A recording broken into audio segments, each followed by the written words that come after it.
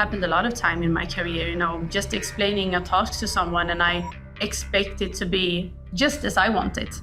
And then it end up like the total opposite. Delegation done right can boost up productivity and build stronger teams. That's what we all want, right? We want that, yeah. But if you're doing it wrong, it can end up in disasters. And that's what we're going to talk about today here on Business Law Toolbox, how to delegate. And I can only say that 16 years as a business lawyer working with founders and CEOs and managements. Yeah. The number one problem that comes back again and again and again is delegation, problem with non-performance with employees or teammates, or conflicts with employees or teammates, or not delegating at all. Oh, standard. Happens all the time, probably. All the time. So I always help with the coaching. And now we're going to let you in on the major issues that you should have in the back of your mind and how you can work to fix them. Yeah, so we start with the general about delegation. Why it's good. Why is it good? First of all, boost productivity, performance, responsibility. People that feel more empowered, perform better, and are more loyal. You, of course, create space for yourself to do what's really important, what you should focus on, right? Exactly. And increase job satisfaction, really. So talent retention. And of course, like I said, number one, you get to do what you really should be doing and you can grow the company. Yeah. You can scale. Brilliant. So we're going to share some common mistakes with you and how you can mitigate them. So the first one is what you can delegate and not. Yeah. A good example, me as a lawyer. Imagine that I'm getting married and I contract you to sing at my wedding. And then you delegate it.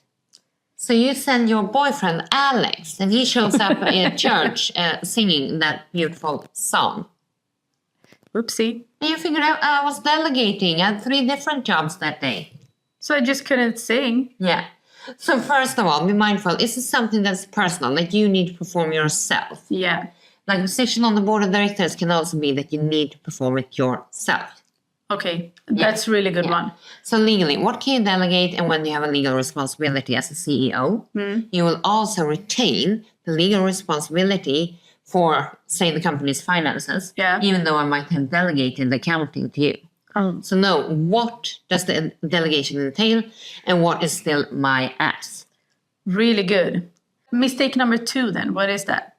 Mistake number 2, poor instructions. Oh, that's a common one, right? Yeah, I would say, I've done this a million times. Yeah, me too. I just assume that they're really super ambitious. They want to learn, they want to do it themselves.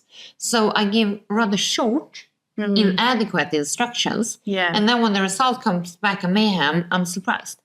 Best way to solve it will be not just asking, have you understood it? Because that might be a bit intimidating. They might say, yeah. And then they walk away not knowing. Yeah. What's actually better is to put it on me.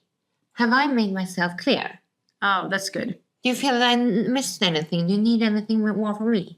Because then it's my responsibility. If I was unclear, that welcomes them to ask more. So you open up. Yeah, okay, exactly. Brilliant. Mistake number 3, it's the vague expectations. Yeah, and we talked about that. Yeah. You ever done that yourself? Oh, please. Yes, many times. It happened a lot of time in my career, just explaining a task to someone and I expect it to be just as I want it. And then it end up like the total opposite. Yeah. And I don't know what to say because I told you. What the fuck, I want to say. And then, of course, the best way to get a grip on that is number 1, was my instructions clear enough? What was really important for me in this assignment? In my head, it was super clear. Yeah. But did I communicate it? Imagine that you have somebody doing your social media, your Instagram content.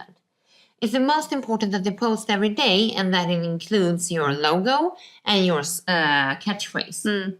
Or is it most important that everything that they post is those pre-approved beautiful pictures of you? So you need to communicate what is like absolute. This you cannot change. This is what I want. I want you to post every day. I want you to only use this material. Or is there room for creative freedom? Okay. What is like, I'm happy with this? So that was number 3, the vague expectations. That takes us to mistake number 4. And that is delegating with no authority, even though it would be better and more helpful, or too much authority. Oh. As a lawyer, I see that all the time, stepping in, and they feel like, my salesperson accepted that we would reimburse the customer with XYZ, really? And then we would help them out for free. What am I going to do? And I look at them and they were the sales reps. You're bound by that commitment. Yeah. You cannot weasel out of it. So think that through in advance. What kind of power do you need to have and what should they absolutely not have? And that can grow with time. Yeah. Start when you delegate with little power and then perhaps grow once you gain trust with somebody. Oh, that's brilliant. Yeah. And that takes us to mistake number 5, which is picking the wrong person. Oh, on so many levels. Have you done that before? Yes. I mean, if you want somebody in taking care of customer complaints, you might not want the 22-year-old hot-headed man who, you insulting me. You might lose all your customers, right? No, I understand. You have to have the right person. Yeah, so it's not just about the competence. Often we make sure that, you know finance, you know what you should do. Yeah. It's also about the personality, the type. Who goes with what task. Brilliant. So pick the right person. Yeah.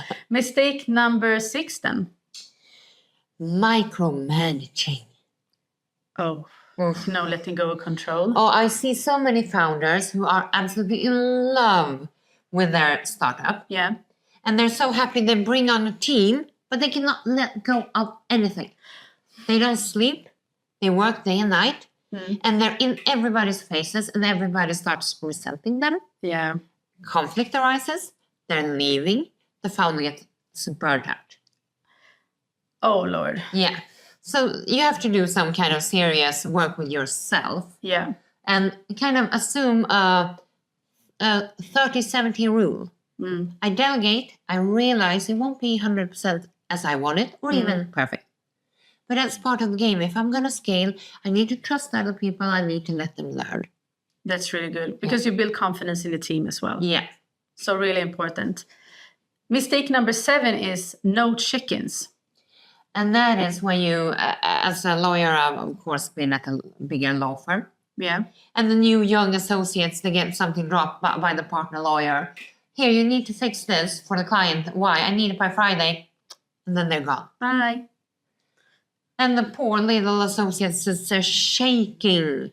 Oh. They don't know what to do and they have nobody to talk to and everything goes wrong. And then that Friday, the research, the product is like just completely wrong. You can't use it. Oh, no. And then the poor associate gets told off by the partner. So really good to have check-ins. Yeah. And make sure that they're regular or that they can anticipate when they come. So it doesn't become micromanaging or uncomfortable like somebody just looking over your shoulder. Say, let me know. I'll check in every Monday. If you need anything, just send me an email and I'll come by. Oh, that's brilliant. Yeah. So that was mistake number 7, no check-ins. And that takes us to mistake number 8. And that's what we were talking about, like switching back and forth. Oh. And they're not sure. Am I empowered? Yesterday you were super like, to go, I believe in you, do it. And then the next day you come complaining and it's micromanaging and you change the task. That's just poor management. Yeah. It creates stress for you. It's a poor product. No work satisfaction. So ask yourself, what am I doing right and what am I doing wrong? And after a task is done, ask for feedback. If you want to grow, not for their sake, for your sake, if you want to grow. So that takes us to the last mistake, number 9, which is overloading your best performers. I am so guilty on that one. Yeah. I mean, no matter if you're running a restaurant or if it's a law firm, you have that one. I mean, imagine you have 25 associates. That's the young, newly, fresh out of law school associates. And one of them is so good. She works day and night. She performs impeccable. So all of the lawyers use her for exactly everything. So you have somebody sitting on the bench resenting that they get no assignments, and she's dying.